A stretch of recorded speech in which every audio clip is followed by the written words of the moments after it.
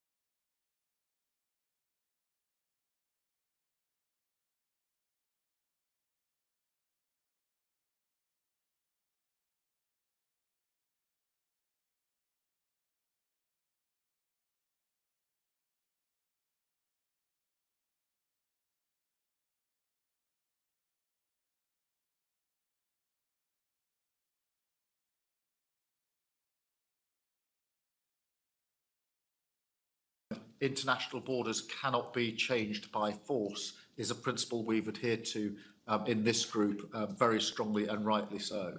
And any settlement will only work with the support of the coalition of the willing. And again, this is something we had the opportunity with colleagues to discuss in Munich. There is of the willing, and again, this is something we had the opportunity with colleagues to discuss in Munich. There is an interest, or not just in Europe but beyond Europe. The coalition of willing countries have an interest in this outcome. It's not something where we are observers looking in. It is our history, it's our territory, it's our peace, it's our values that are at stake here. And that is why it's important that we play our role in this.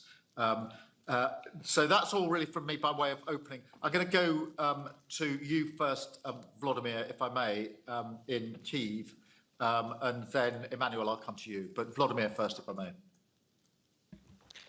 Thank you very much, dear Keir, Emmanuel, dear friends. First of all, thank you for being here today with us and being here with us during all these years. It's a big historical challenge, and we are so thankful that Ukraine has so big friends as you, and we are very proud. Today we have coalition of the willing, and we have 36 countries, 36 representatives, supporters who are around Ukraine and really against Russian aggression. So I'm very thankful for this support. This is important. I will be very quick. We don't have too much time. And as Keir said that we are on the open line, we didn't know about it before, but it's okay. What can I say? There are no secrets. Russia attacks our civilians, our energy. We had terrible winter. Yes, and I think that only help of our friends and resilience of our people gave us possibility to survive. That's why we are asking to help us to renovate energy system. I hope that we will end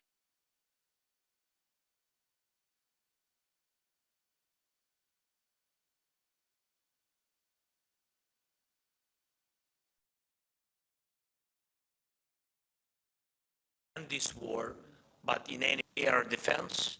And thanks, Mark, for Pearl program and other friends and allies. We need Part 3, Part 2 from the United States, and I hope, yeah.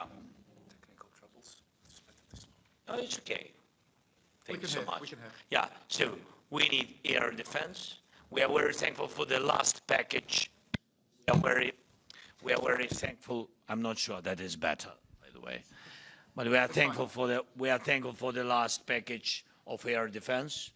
And I can't share all the details, but half of the package is already here. It came 2 days ago, so thank you so much. This is important. We really count on continuation of this program.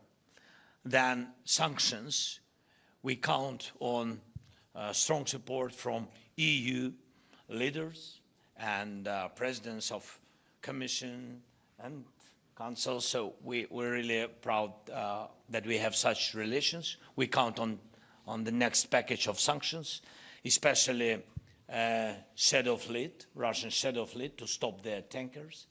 And of course, we count on not to have too much challenges with 90 billion. The decision was great, but we need this money here in Ukraine to help our warriors and to help our civilians. And the last thing, then I think without press, we will speak more about negotiations where we are. Some things which I wanted to share with you. We need Europe in negotiations. We do what we can to involve Europeans as much as possible, and we count on your leadership in all this negotiation process. We will have trilateral format, I think, during this week or 10 days, and what can I say? We need peace, but we have to prepare to any other kind of challenges from Russian side. So thank you for your support. Thank you, Keir. Thank you very much, Vladimir. I'm sure I speak on behalf of the Coalition of Willing in saying please use whatever means you can to express our support and solidarity as a group of nations to all Ukrainians on this marking of the 4 years of the conflict, and be absolutely clear with them that we stand with Ukraine for as long as is necessary. Emmanuel, can I come to you? Thank you, Keir. Hello, everybody. Hello, Volodymyr. First of all, let me reiterate the fact that we stand with you, and all our support to you and your people. And Rob, welcome to the club. Happy to have you around this VTC. To go straight to the point, I want to comment on all initiatives in terms of negotiation, but I'm very skeptical, to say the least, on the fact that we will deliver a short-term peace. I mean, I think it's good to follow up these initiatives, but let's be lucid. There is no willingness on the Russian side to have a peace and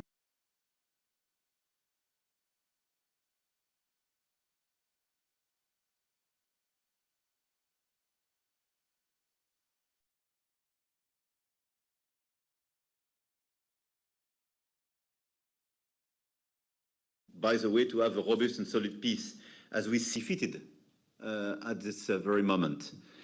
Having said that, what should we do on top of what was already said? First, continue our support to Ukraine. I want to commend all the colleagues for the contribution. We will work, but Ursula and Antonio will probably revert on our 90 billion package, but we will deliver that, no choice, because we committed and we had an agreement at the European Council. And as well on the energy front, thank you, Volodymyr, for sharing your request. We got a G7 leader statement on the war in Ukraine, and I will make sure that everybody has this G7 statement. And it is very clear as well on the support of the G7 on the energy side. And point taken on the air defense and your request on the short run. Second, pressure on Russia. So we will have to work hard on the 20th package of sanctions, follow up the effort as well with the US on what they do and what we are doing. And let me insist once again on the shadow fleet. Keir mentioned the very good figures we have. We had recent very good operations. Denmark as well on Saturday had very good operations. And I want to encourage colleagues to make more on that, because clearly disrupting shadow fleet activities is very efficient.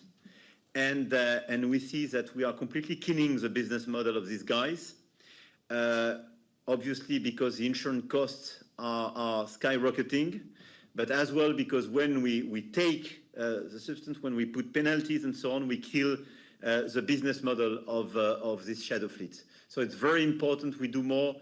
Yesterday we had a call with the NB8. Our Estonian colleagues had very good ideas. I don't want to be longer, but I think we have to follow up this effort and do much more. My last point, because I don't want to repeat what was already said by Vladimir and Keir, is about the security guarantees. The job is being finalized by our SHOD. I think it's super important, and now based on our meeting beginning of January, we follow up till the end. And I encourage all colleagues to lift caveats in order to facilitate the planner's job. It's super important we finalize everything we agreed on in concrete terms in order to make it credible for a long and robust peace and a sustainable one, but as well because probably we will have to preempt and accelerate some of the key pillars of what we scheduled. But it's very important we provide in the days to come full clarity on operational issues regarding this point.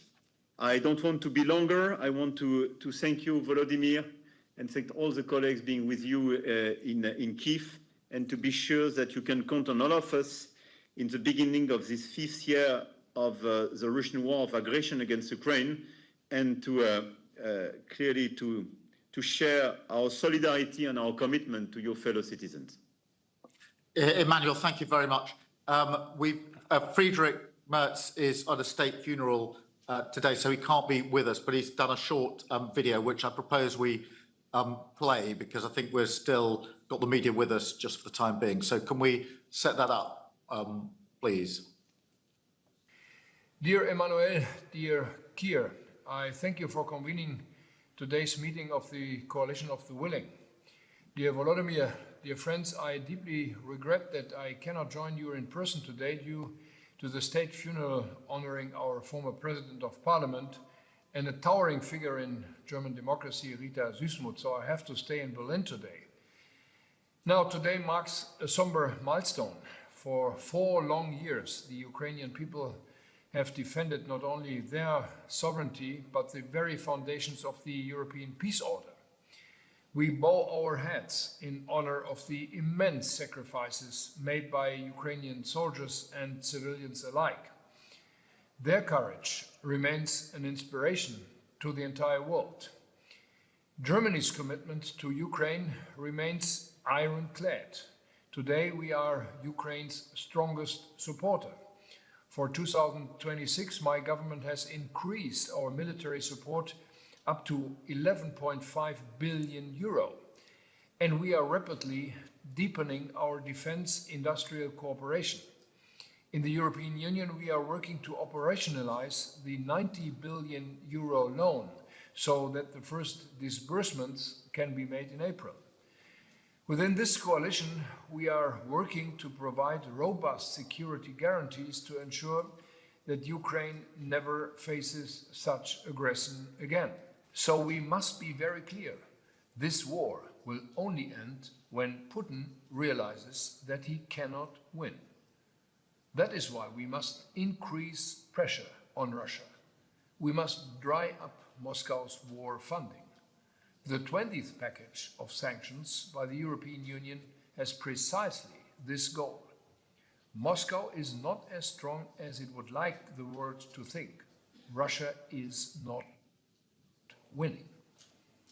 So we will continue to work towards a lasting peace, a peace without forced territorial concessions that would reward aggression and underpinned by strong security guarantees.